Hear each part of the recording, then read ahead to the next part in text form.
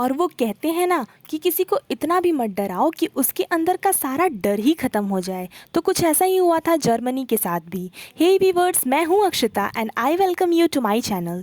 World war first के बाद हुए दुनिया भर में इंस्टेबिलिटी और जर्मनी की इतनी बुरी तरह से हार होने के कारण शुरुआत हुई बहुत ही बड़े कल्पिट और पहले से भी ज़्यादा डिस्ट्रक्टिव वॉर की, जो था वर्ल्ड वॉर टू, जो शुरू हुआ था 1939 में।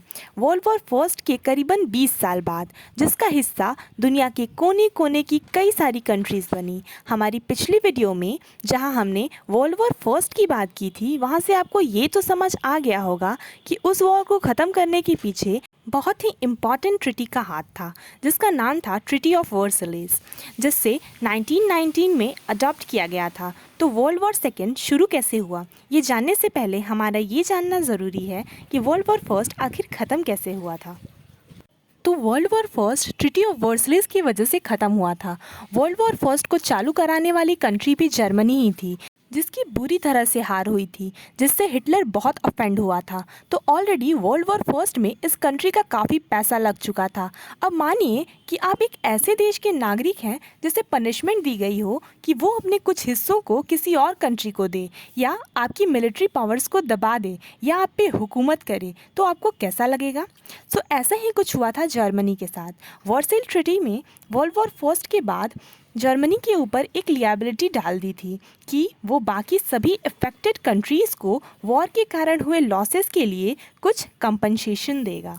इन रीजंस की वजह से जर्मनी का सारा पैसा और उसका ट्रेजर ऑलमोस्ट ख़त्म ही हो चुका था। इस ट्रिटी के चलते जर्मनी को अपनी कुछ टेरिटरीज़ को भी नेबरिंग कंट्रीज़ को देनी पड़ी थी, और इनफैक्ट बाकी की जो जर्मन टेरिटरीज़ बची थी वो भी इस इंटरनेशनल सुपरविज़न के अंडर आ गई। इसकी मिलिट्री पावर्स को भी इस ट्रिटी ने रेस्ट्रिक्ट कर दिया। ट्रिटी ऑफ वर्सलिस ने जर्मनी पे इतने रेस्ट्रिक्शन डाल दिए कि ये कंट्री पॉलिटिकली अनस्टेबल और उसके साथ ही इकोनॉमिकली वीक बन गई। और इसी के बाद अडोल्फ हिटलर, जो कि नाजी पार्टी लीडर और डिक्टेटर थे, ये एक राइजिंग पावर के रूप में सामने आए, जिनका बस एक ही मकसद था, वर्ल्ड डोमिनेशन और जर्मन्स की सुपियोरिटी। तो इस वीडियो में आगे बढ़ने से पहले हमारा अडोल्फ हिटलर के बारे में कुछ बातों का जानना बहुत ज़रूरी है। एक छोटे से ऑस्ट्रियन टाउन का अडोल्फ हिटलर 20वीं सदी का बहुत ही पावरफुल और नोटोरियस नाजी लीडर बना। हिटलर के रूल से पहले वाइमर रिपब्लिक जर्मनी पे रूल करती थी। वाइमर पीरियड्स के दौरान जिविश लोगों को सबसे ज़्यादा अपॉर्चुनिटीज़ दी जाती थीं, जिसकी वजह से इन लोगों के खिलाफ आगे चल के काफ़ी हेट्रेड की फीलिंग पैदा हो गई। 1921 में जब अडोल्फ हिटलर ने नाजी पार्टी को लीड किया, तो उसने वाइमर रिपब्लिक और वर्सलिस ट्रिटी को बिल्कुल सपोर्ट नहीं किया और जर्मनी आ गया हिटलर के रूल के अंदर। अब वर्ल्ड वॉर सेकेंड में दो पार्टीज़ थीं, पहली अलाइड पावर और दूसरी एक्सिस पावर। अलाइड पावर्स में जो देश शामिल थे वो हैं UK, France, USA, Poland, USSR, China, Greece, और क्या आपको पता है कि हमारा इंडिया भी अलाइड पावर में ही काउंट किया जाता है। वहीं एक्सिस पावर वाली कंट्रीज़ थीं जर्मनी, इटली और जापान। तो 1939 में हिटलर ने पोलैंड, जो कि अलाइड पावर नेशन थी, इसको कैप्चर किया, जिसके कारण ग्रेट ब्रिटेन और फ्रांस ने जर्मनी के खिलाफ वॉर डिक्लेयर कर दिया, और यहीं से शुरुआत हुई वर्ल्ड वॉर टू की। 1941 तक अडोल्फ हिटलर के इस नाजी फोर्सेस ने यूरोप की काफ़ी सारे कंट्रीज़ को कैप्चर कर लिया था, और इसके आगे के 6 साल में कई सारे लोगों की डेथ भी हुई, उनके लैंड प्रॉपर्टी सब डिस्ट्रॉय हो गए। इसका मतलब है कि वर्ल्ड वॉर फर्स्ट से कहीं ज़्यादा नुकसान लोगों को वर्ल्ड वॉर सेकेंड में हुआ था। अब बात करते हैं हिस्ट्री के सबसे हॉरिफाइंग चीज़ की, जिससे नाजी फोर्सेस यूज़ किया करते थे उन लोगों पर जिन्हें हिटलर और उनकी फ़ोर्स कम ज़रूरी मानते थे या कुछ मानते ही नहीं थे। हिटलर के पावरफुल बनने की ज़िद और डिक्टेटरशिप के चलते कई लोग मारे गए। एक्चुअली हिटलर एंटी सेमिटिज़म पे ब्लाइंडली बिलीव करता था। अब आप सोच रहे होंगे कि अब ये एंटी सेमिटिज़म का मतलब क्या होता है। ये एक्चुअली एक तरह का अत्याचार या हॉस्टिलिटी है जिविश लोगों के खिलाफ। क्या आपको पता है कि जिविश लोगों के खिलाफ नफ़रत की शुरुआत हिटलर ने नहीं की थी, बल्कि ये तो काफ़ी समय से चलता आया था। यूरोप के कई हिस्सों में जिविश लोगों को माइनॉरिटी समझा जाता था।